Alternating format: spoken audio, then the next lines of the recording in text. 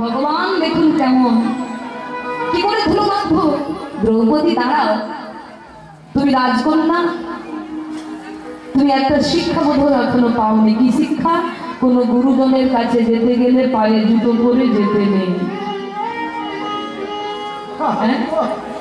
কোনো গুরুজনের কাছে যেতে গেলে, বিশ্বদেবের মতো গুরুজনের কাছে তুমি যাচ্ছ, বয়োজ্যেষ্ঠ ব্যক্তির কাছে যাচ্ছ, পায়ে জুতো পরে জুতোটা খুলে রেখে যাও। আমি আসছি। জুতো খুলে বলছে জুতোখানা দেখো, আমি আসছি।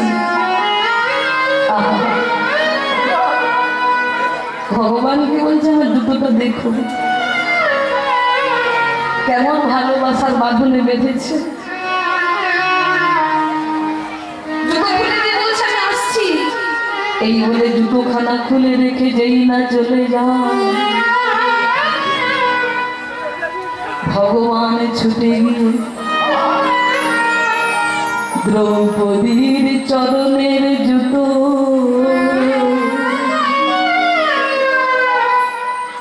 গোবিন্দই আমার মাথায় তুলে নেয়।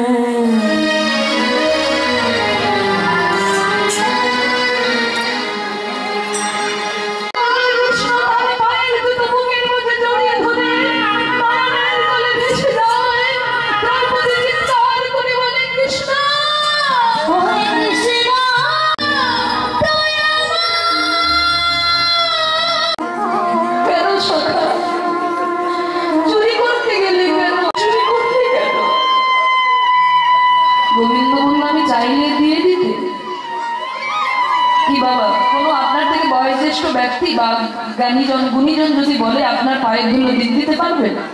পারবেন? আচ্ছা আমি চাইলে তুমি দিয়ে দিতে? হ্যাঁ দিয়ে দিতাম। কেন? তোমার অপরাধ বোধ হতো না? তোমার অপরাধ কিন্তু বোধ হতো না? দ্রৌপদী বলি অপরাধ বোধ হবে কেন কৃষ্ণ? কেন অপরাধ বোধ হবে? কৃষ্ণ যেদিন থেকে জ্ঞান হয়েছে সেদিন থেকে সব তো তোমায় সঁপে দিয়েছে। শুনেছি দেহ তোমার, এই দেহ তোমার, আমার মধ্যে কিছু নেই। এই দেহ যদি তোমার হয়, এই হাত পা চোখ কান নাক মুখ এই দেহ যদি তোমার দেওয়া হয়, আর চরণটা তো আর আমার নয়। ভীষ্মদেবকে প্রণাম করেছে, আর ভীষ্মদেব জানলেন ভানুমতি এসে গেছে। সেই নয়ন মুদ্রিত অবস্থায় দ্রৌপদীর মাথায় হাত রেখে বলল অখণ্ড সৌভাগ্যবতী ভবা, তোমার শিরের শিখর উজ্জ্বল হোক, তুমি সৌভাগ্যবতী রমণী হও। যতদিন বাঁচবে তোমার শিরের শিখর যেন উজ্জ্বল থাকে। যেই না বর দিয়েছে অমনি দ্রৌপদী কথা বলে ফেলেছে। বাবু দাদু তাই যেন হয় দাদু, আমি যেন সৌভাগ্যবতী রমণী হতে পারি। আর যেই কথা বলেছে কণ্ঠে স্বর শুনে ভীষ্মদেব চমকে উঠেছে, নয়ন মিলে তাকিয়েছে। কে তুমি? তুমি তো ভানুমতি নও, তুমি তো ভানুমতি নও। কে তুমি? সেই রাতের অন্ধকারে, রাত 12টার সময় বাবা, অন্ধকার ঘর, কে তুমি বলো? দ্রৌপদী তখন কম্পিত কণ্ঠে ভয়ে ভীত হয়ে বলতে লাগলে দাদু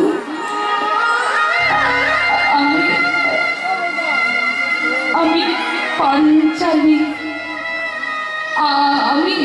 আমি দ্রৌপদী। তুমি? হায় হায়, তুমি এখানে কেন? এই রাত্রিতে একমাত্র দুর্যোধনের স্ত্রী আসবার কথা ছিল, সেটা আমি জানি, ওই দুর্যোধন জানে, আর তো কেউ জানে না। তুমি কি করে জানলে? বলো দ্রৌপদী, তুমি কি করে জানলে? দাদু আর একজন জানে দাদু, যে সকলের অন্তরের কথা জানে। কে? কে সেই ব্যক্তি? কে সে? দাদু সে আর অন্য কেউ নয়, তোমার হৃদয় মন্দির আলো করে যিনি বসে আছে তিনি হলেন কৃষ্ণ। সেই তো আমাকে এখানে এনেছে দাদু, সেই তো আমাকে এখানে এনেছে। আর যেই না বলেছে কৃষ্ণ, অমনি বিশ্বদেব বলে উঠল, দ্রৌপদী সেই কৃষ্ণ কোথায়? আমি দেখতে চাই, কোথায় সেই কৃষ্ণ? দাদু, তোমার বাড়ির দরজায় কেন ভেতরে আসছে না কেন?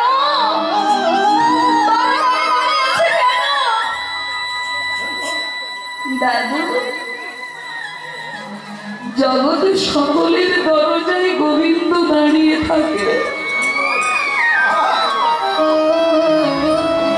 জগৎ সকলের দরজায় গোবিন্দ দাঁড়িয়ে আছে।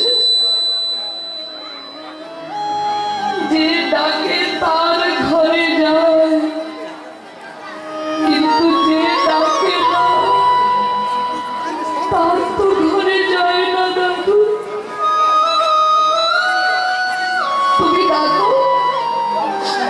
তুমি ডাকলে কৃষ্ণ তোমার ঘরে ঠিক আসবে। যেই না বিশ্বদেব শুনেছে তার বাড়ির দরজায় গোবিন্দ দাঁড়িয়ে আছে, বিশ্বদেবকে থাকতে পারে বাবা। আমি আসল পরিত্যাগ করে ছুটে গিয়ে কৃষ্ণের চরণ শেষের দিনে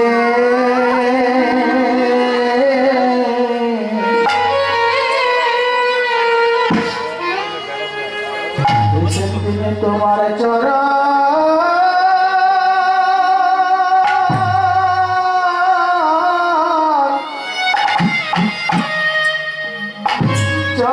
দিও।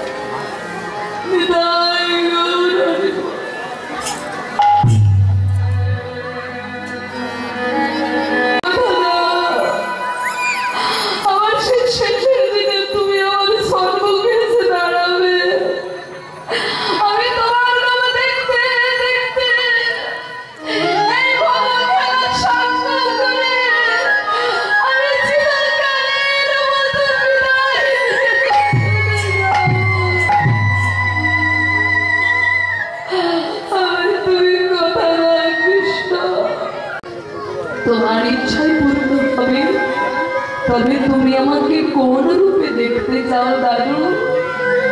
দাদু, তবে একটা কথা জানার বড় কৌতূহল হচ্ছে, তুমি যখন আমায় এত ভালোবাসো, তাহলে বিপক্ষ দলে কেন আছো দাদু?